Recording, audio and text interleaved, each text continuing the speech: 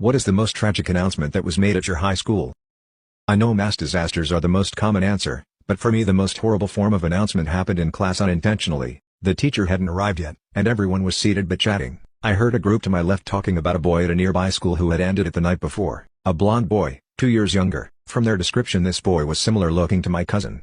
They started talking about his sister, our age, and I remember the most horrible sensation like a rising sickness, creeping all over me.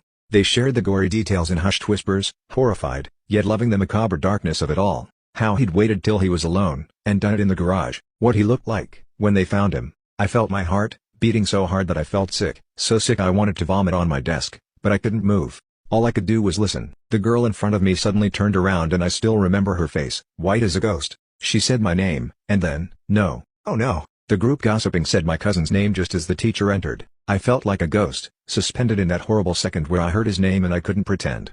My mind didn't work.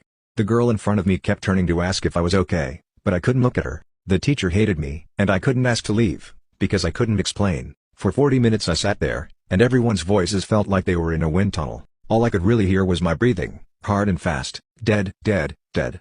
I was stuck. The moment class ended, I bolted, leaving books and my bag, walking straight to the office. There wasn't any air.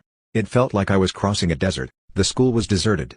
Everyone was in class. It made the moment more surreal, like being inside a dream. My dad was home that day, and all I could think was that I needed to reach my dad. The world had shrunk to a single mission. I'm guessing I must have been in complete shock. Please ring my dad. I need to go home, I told the office staff through the window. They kept talking to me, but I couldn't understand their words. Please ring my dad. I need to go home. I said these words over and over. Finally, one asked if I was sick. I felt sick with the relief that I now had an excuse. Yes. I am sick.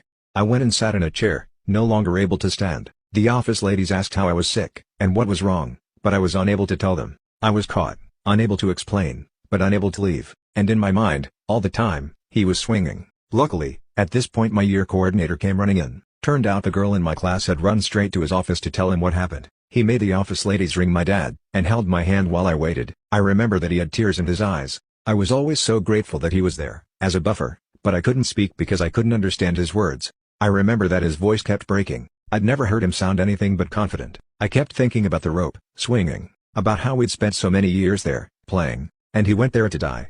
Our house was so close, but he did that. The office was so still. The office ladies were staring at me as if I was the one now dying. I remember clenching my hands in the gray of my skirt, how my head felt like there was no blood in it. I thought about my other cousin, her parents. And then I couldn't think about them, because he was dead. And I was sitting there, just waiting. We didn't live far from school, so my dad arrived soon. There were no words for the relief of seeing his gentle face. He asked if I was sick, and I simply told him I had to go home. Everyone was silent, watching us leave. I got in the car. Instead of starting the vehicle, my dad turned to me and said, "Please tell me what's wrong." And in that moment, I suddenly realized, I was going to have to tell him about my cousin's death. In this entire window of time, this thought had not occurred to me. And the thought of saying it, out loud, of destroying another person like I had been destroyed, felt so much worse than learning the truth. I wanted to get out of the car, but there was nowhere else to go. I had nowhere to run, and I couldn't move anyway. And then I realized that it wouldn't end, that we would have to tell my brother, who was homesick, and then my mother, and I did not want to do it.